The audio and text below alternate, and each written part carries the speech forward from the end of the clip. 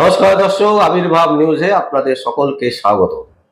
আমরা প্রত্যেক দিনের মতন আজকেও একটি বিশেষ এবং গুরুত্বপূর্ণ সংবাদ আপনাদের সামনে তুলে ধরব। দেখুন, মমতা ব্যানার্জি যেন তেন প্রকারণে একটা জিনিস চাইছেন। এক হচ্ছে যে তাকে আবার মুখ্যমন্ত্রী হতেই হবে, সে যেভাবেই হোক, যে কোনো শর্তে মমতা ব্যানার্জি মুখ্যমন্ত্রী হতে বদ্ধপরিকর। আর সেকেন্ড হচ্ছে যেন তেন প্রকারেণ শুভেন্দু অধিকারীকে হারাতে হবে। কারণ যে হার মুখ্যমন্ত্রী মমতা ব্যানার্জি শুভেন্দু অধিকারীর কাছে হেরেছিলেন, সেই হারের যে জ্বালা, সেই হারের যে ছটফটানি, তিনি রাত্রিবেলায় যখন ঘুমিয়ে থাকেন তখনও স্বপ্নে দেখেন শুভেন্দু অধিকারীকে, যে শুভেন্দু অধিকারী তাকে কিভাবে হারিয়েছেন। তার পা ভাঙার অবস্থাতেও কিন্তু নন্দীগ্রাম তাকে ফিরে তাকায়নি। নানান তিনি নাটক করেছিলেন নন্দীগ্রামে গিয়ে, এবং সেই নাটকের জবনিকা টেনে দিয়েছেন একেবারে শুভেন্দু অধিকারী। শুভেন্দু অধিকারী যেভাবে বারবার করে মমতা ব্যানার্জির প্রতিটি ভণ্ডামি, প্রতিটি ভুল এবং প্রত্যেকটি যে এই যে বিরাট বড় বড় স্ক্যাম সামনে নিয়ে এসছেন, যার ফলে সেই জ্বালা ছোটে ছটফটানি করছেন মুখ্যমন্ত্রী মমতা ব্যানার্জি, এবং তিনি চাইছেন যেভাবেই হোক শুভেন্দু অধিকারীকে হারাতে হবে, শুভেন্দু অধিকারীকে হারাতে হবে। এবং সেই জন্য তিনি নতুন পরিকল্পনা করছেন 2026-এ বিধানসভা ইলেকশনে যাতে শুভেন্দু অধিকারীকে হারানো যায়। তাই ভূমিকন্যা অষ্টমীকে নন্দীগ্রামে প্রার্থী করতে চাইছেন। কিন্তু এই অষ্টমীকে আগে কেউ চিনত না। আমরা অলপ করে বলছি, বাংলায় যদি 100টা মানুষকে জিজ্ঞাসাবাদ করা হয় অষ্টমীকে, সেই অষ্টমীকে দাঁড় করাচ্ছে কেন না? কারণ নন্দীগ্রামে অষ্টমীকে প্রচুর মানুষ চেনে এবং প্রচুর মানুষ জানেন, এবং তিনি সেখানকার হচ্ছে ভূমিকন্যা। এই ভূমিকন্যা যিনি অষ্টমী, তিনি কি তৃণমূল কংগ্রেসের রাজনীতি করেন? কেউ বলতে পারবে না, তবুও তাকে দাঁড় করাতে চাইছেন। কারণটাই একটাই, যে ঘরের শত্রু বিভীষণ, যেরকম বিভীষণকে দিয়ে লঙ্কা জয় করেছিলেন রাম, তার কারণ কি? কারণ বিভীষণ জানতো রাবণ কি করে কি করে না। ঠিক সেই রকমই কিন্তু চালছেন মুখ্যমন্ত্রী মমতা ব্যানার্জি নন্দীগ্রামের ভূমিকন্যা অষ্টমীকে দিয়ে। অষ্টমী যদি সেখান থেকে দাঁড়ায়, তাহলে শুভেন্দু অধিকারীর ক্ষেত্রে লড়াই করাটা টাফ হবে বলে মনে করছেন তৃণমূলের সর্বোচ্চ নেত্রী মাননীয় মুখ্যমন্ত্রী মমতা ব্যানার্জি। কারণ ভূমিকন্যা যেহেতু, তিনি সেখানে সমস্ত কিছু জানেন।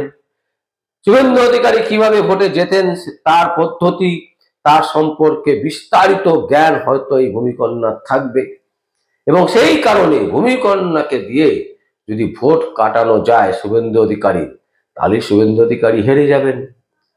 মানে একেবারে অঙ্কের মতন সারাক্ষণ বাড়িতে বসে বসে মানুষের চিন্তা তিনি করছেন না, যে কিভাবে রাজ্যের উন্নতি হতে পারে, কি করলে রাজ্যের বেকার ছেলেরা চাকরি পেতে পারে, বা যে ছেলে মেয়েরা চাকরি পেল কিন্তু চাকরি করতে পারলো না, তাদের জন্য কি করা যেতে পারে, বা যারা ভুয়ো টাকা দিয়ে চাকরি পেয়েছে তাদেরকে কিভাবে করলে তারাও একটা মূল স্রোতে আসতে পারে, বা যারা চাকরি পায়নি প্রকৃত যোগ্য প্রার্থীরা, তাদের জন্য কি করা যেতে পারে, কি ব্যবস্থা করা যেতে পারে, এই সব নিয়ে মমতা ব্যানার্জির মাথা খারাপ করার সময় নেই।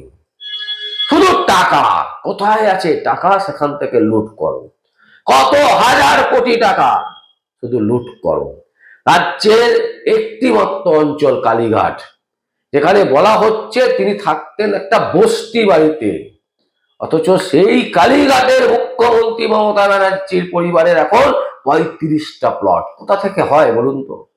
রাজ্যের একটা মানুষ দেখান যিনি এই 14 বছরে একটা প্রপার্টি থেকে 35টা প্রপার্টি বা 50টা প্রপার্টি বা 40টা প্রপার্টি বানিয়েছেন। একটা মানুষ দেখান, একটা মানুষ আমরা দেখতে চাই। কাউকে খুঁজে পাবেন না। এমন কোন ব্যবসা নেই যে ব্যবসাতে ইনভেস্টমেন্ট করলে এইভাবে প্রফিট হতে পারে। কিন্তু মাননীয় মুখ্যমন্ত্রী মমতা ব্যানার্জি তিনি কিন্তু এইভাবেই প্রফিট করছেন। তার ভাইপো নির্বাচন কমিশনকে হলফনামা দিয়ে জানাচ্ছেন যে তার কিছু নেই, অথচ তিনি শান্তিনিকেতনের মতন বিল্ডিং এ, যে বিল্ডিং এর ভেতরে লিফট, সেই বিল্ডিং এ উনি থাকেন। বিশাল বড় ঝাড়, কোথা থেকে পেলেন দাদা?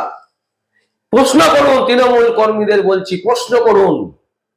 আর প্রশ্ন করতে যদি না জানেন, নিজের ছেলে মেয়েদের ভবিষ্যতের কথা ভাবুন।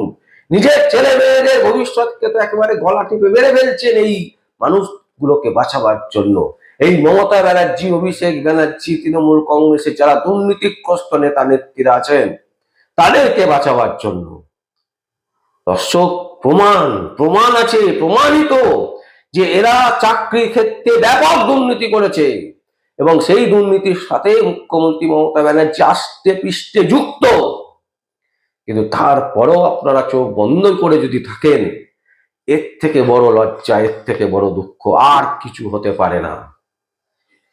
তাই মমতা ব্যানার্জি যে পরিকল্পনা করছেন সারাক্ষণ বসে বসে, কারণ তিনি হচ্ছেন দুষ্টু লোকেদের মধ্যে শ্রেষ্ঠ লোক।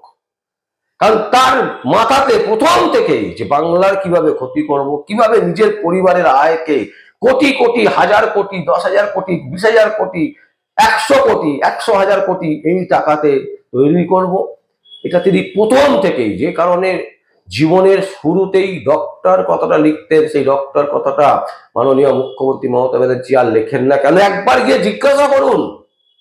জীবনের শুরু থেকেই যিনি চোর চিটিংবাজি করেছেন, যেখানে সাধারণ মানুষকে বোকা বানিয়েছেন ডক্টরেট লিখে, তিনি নিজে লিখতেন সততার প্রতি, সেই সততা কেন তিনি লেখেন না? কেউ কি বারণ করেছেন? কারণ তিনি জানেন যে তিনি সততার নয়, অসততার প্রতীক হচ্ছে মমতা ব্যানার্জি। বাংলার সব থেকে বড় দুর্নীতিগ্রস্ত যদি কোনো মহিলা থাকেন বা কোনো মানুষ থাকেন, তিনি হচ্ছেন মুখ্যমন্ত্রী মমতা ব্যানার্জি। অনেকে বলেন তিনি কিছু জানেন না, তিনি সব জানেন এবং সমস্ত ক্ষেত্রে তার নির্দেশ ছাড়া হয়েছে, এটা অন্তত আমরা বিশ্বাস করি না।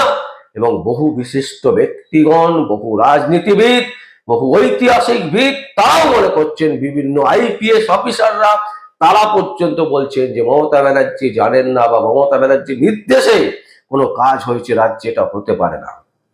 সমস্ত দুর্নীতির ক্ষেত্রে উনি হচ্ছেন মাথা।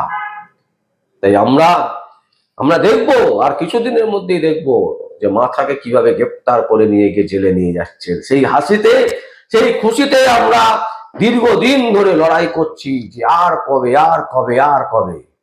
তাই দর্শক, আপনাদেরকে বলবো যে বিষয়টা ভাবুন।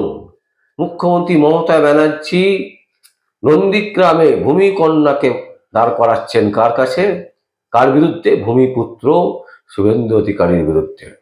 এবং আমাদের যে সূত্র দাবি করছে, সেই দাবি যদি সত্যি হয়, তাহলে ভূমিকন্যা কিন্তু মমতা ব্যানার্জির থেকেও অনেক বেশি ভোটে হারবেন। শুভেন্দু অধিকারী যে নন্দীগ্রামে কেউ আটকাতে পারবেন না। আমরা জানি না তাকে নন্দীগ্রামে ভোট প্রার্থী করা হবে কি হবে না, এখনো পর্যন্ত কোনো সিদ্ধান্ত হয়নি বিজেপির মধ্যে।